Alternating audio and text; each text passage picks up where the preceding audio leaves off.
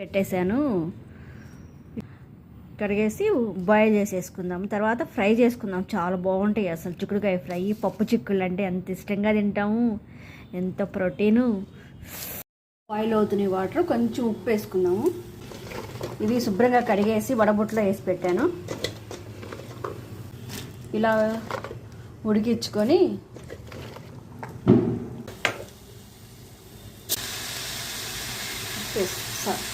పసుపు వేస్తున్నాను నేను.